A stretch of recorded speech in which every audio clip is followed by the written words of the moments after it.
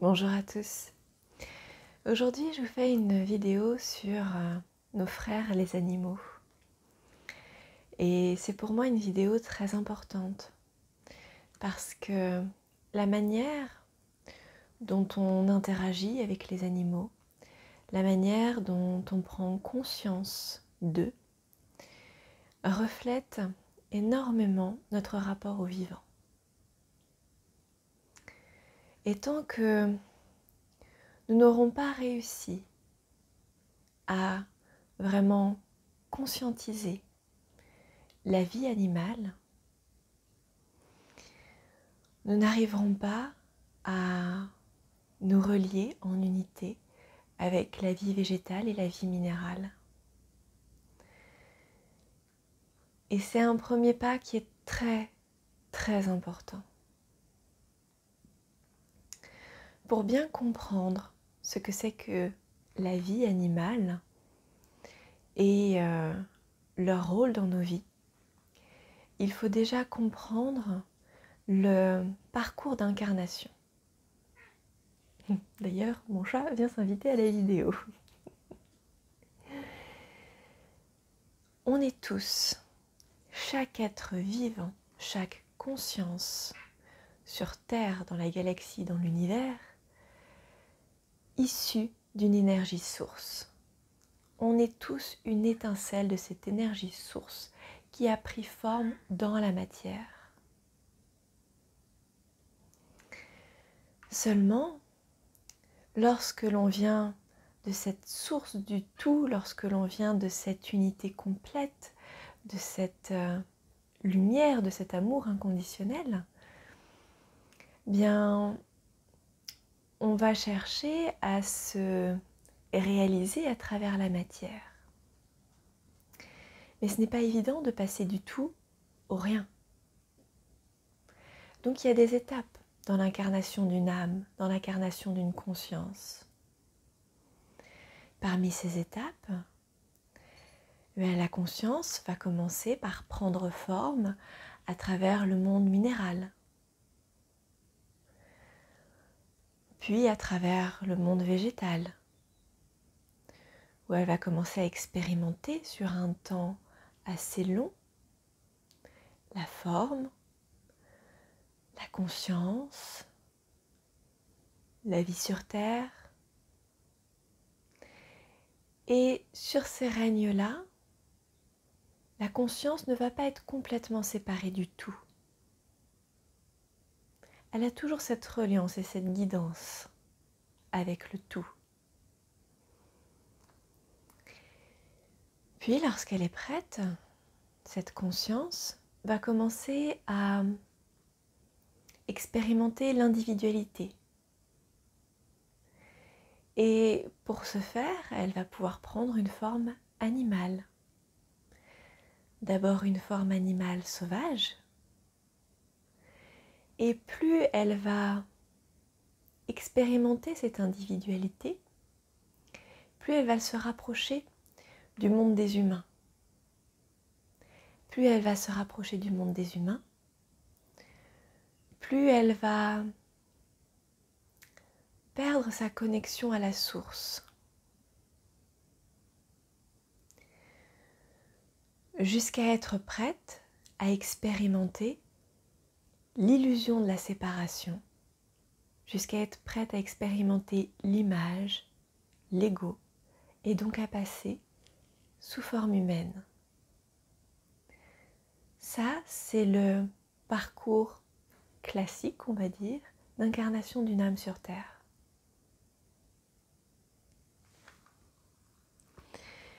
Le stade animal, il va permettre d'expérimenter un peu plus l'individualité, la personnalité, mais sans l'ego. Quiconque a déjà eu ou côtoyé un animal sait que chacun a sa propre personnalité, que chacun a sa propre manière de réagir aux choses et que chacun apporte une vibration différente, comme nous.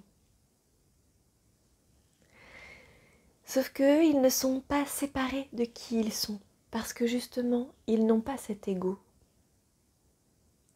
Donc ils ont toujours cette connexion avec le divin, avec le tout, avec la source, même s'ils avancent vers plus d'individualité, même s'ils commencent à expérimenter une conscience individuelle.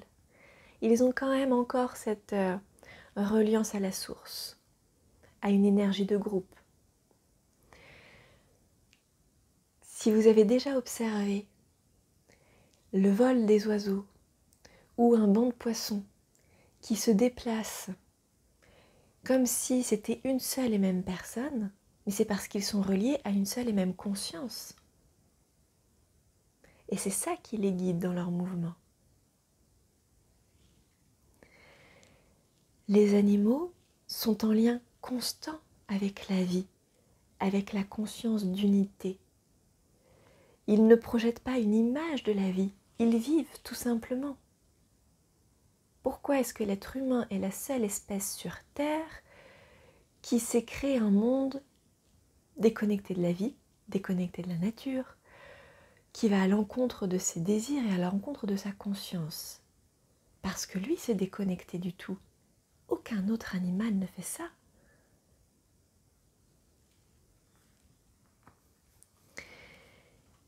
Ils vivent simplement en harmonie avec la force de vie qui les habite, ce que nous, on a oublié.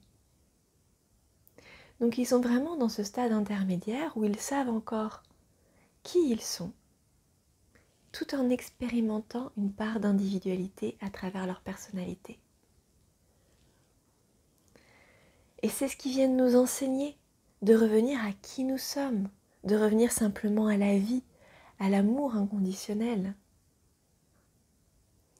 Ils viennent nous enseigner l'humilité, la simplicité, le lâcher-prise. C'est ça leur rôle dans nos vies.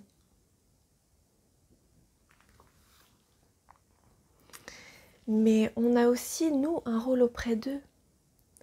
Parce que comme je le disais avant, plus ils vont se rapprocher du monde humain, moins la connexion avec cette unité, avec ce tout, avec la source, appelez-le comme vous voulez, sera présente. Ils y seront toujours connectés, ils en ont toujours conscience, mais elle est de moins en moins présente.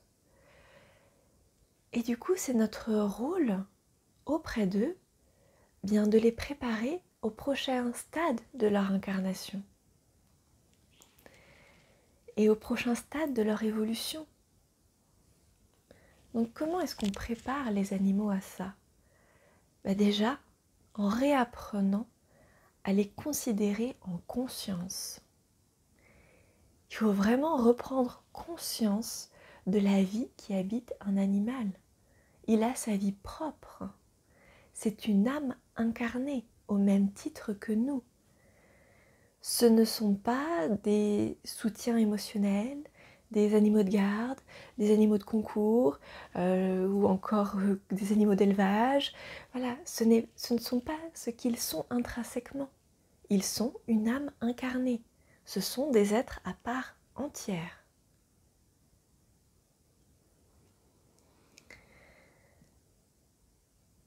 Et ce sont aussi des âmes qui sont venues apprendre et évoluer.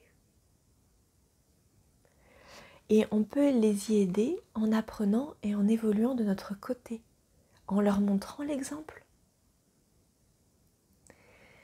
Il y a quelque temps, j'ai fait une communication animale avec mon cheval, Magnus. Et il en est ressorti quelque chose de magnifique.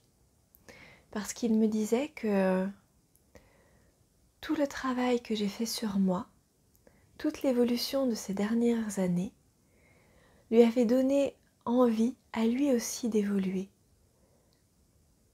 Et c'est ça notre rôle auprès des animaux. Bien sûr, assurer leur sécurité matérielle, mais au-delà, c'est aussi de les guider sur leur chemin d'incarnation, en leur montrant comment est-ce qu'on peut évoluer dans l'incarnation humaine. Comment est-ce que l'on peut venir transcender petit à petit son ego et venir se reconnecter à la source. Comment est-ce que l'on peut sortir de l'illusion de la séparation? Comment est-ce que l'on peut amener de plus en plus d'amour dans nos vies? Tout ça, ça leur sert aussi d'enseignement pour leur vie à venir. Individuellement, il est vraiment, vraiment important et nécessaire de mettre plus de conscience dans notre façon d'aborder les animaux, dans nos relations avec eux. On a longtemps considéré les animaux comme des automates. Merci Descartes. C'est lui qui avait déclaré que les animaux ne ressentaient rien, qu'ils étaient comme des machines et qu'ils n'avaient aucune émotion et qu'ils ne ressentaient même pas la douleur. Et du coup, on a commencé à considérer les animaux comme des automates, des simples machines, alors que ce sont des êtres pleins de vie, pleins de ressources, pleins d'enseignements. Et pour le vivre, parce que c'est ce que je souhaite mettre en avant quand je suis avec mes animaux, et en particulier avec mon cheval, c'est vraiment de rentrer dans cette connexion de cœur à cœur, d'être à être. Et c'est des moments d'une pureté incroyable et qu'on peut avoir du mal à retrouver dans le monde humain parce que c'est difficile de trouver un humain dans cette même démarche.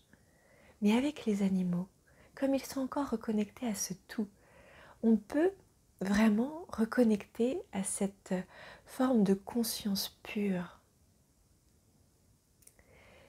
Et déjà, dans notre vie individuelle, on a besoin de reconnecter à ça.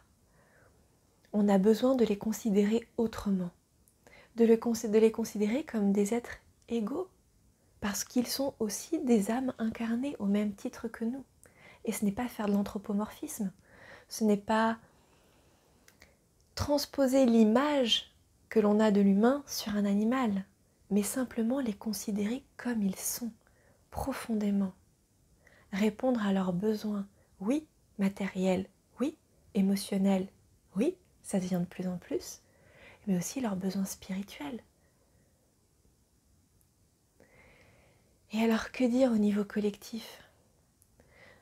Du niveau de conscience qu'on a besoin sur la manière dont on traite les animaux au niveau collectif. Les violences entre humains résultent des violences que l'on fait aux animaux. Parce que toutes ces formes de violence sont en fait une forme de violence envers la vie elle-même. Et ce n'est plus possible dans le monde vers lequel on se dirige. Ce n'est plus possible dans un monde d'êtres humains conscients. Je voudrais vous lire un texte que ma grand-mère m'avait partagé, qui vient d'Omram Mikhaël Ivanov. D'ailleurs, je vous l'ai mis dans mon livre « L'éveil de l'âme ». Comment la plupart des humains considèrent-ils les animaux et comment se conduisent-ils envers eux ? La façon dont ils exploitent certaines espèces est vraiment ignoble. Pour avoir leur chair, leur fourrure, leur cuir, leurs cornes ou quelque autre partie de leur corps, ils ne reculent devant aucune cruauté. Mais cette cruauté envers les animaux, les humains sont condamnés à la payer très cher. En apparence, les guerres n'ont que des causes politiques, économiques. En réalité, elles sont aussi la conséquence de tous ces massacres d'animaux dont les humains se rendent coupables. La loi de justice est implacable, les oblige à payer de leur propre sang celui qu'ils ont fait couler en tuant les animaux. Combien de millions de litres de sang répandus sur la terre crient vengeance vers le ciel. Et la vaporisation de ce sang attire une multitude de larves et d'entités inférieures du monde astral qui empoisonnent l'atmosphère de la terre et entretiennent les conflits. Les humains veulent la paix, soi-disant, mais tant qu'ils continueront à massacrer les animaux, ils auront la guerre. Voilà une vérité qu'on ne connaît pas et qu'on n'acceptera peut-être pas, mais qu'on ne l'accepte pas ne changera rien. Les humains seront traités comme ils auront traité les animaux. Et ça, c'est parce que tout est lié. L'humain, l'animal, le végétal, la terre, l'univers.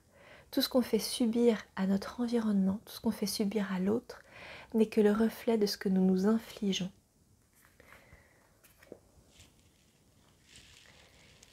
Et c'est aussi le reflet d'une forme de déresponsabilisation. C'est une guerre contre le vivant qu'on mène, contre la vie en nous. Donc le seul moyen d'éviter cette guerre intestine, intrinsèque, qui se reflète sur l'extérieur, eh bien c'est déjà de remettre de la conscience sur les animaux, ce qu'ils sont, leur rôle auprès de nous et comment nous, on peut les considérer, on peut les traiter, on peut les accompagner. Voilà, à bientôt.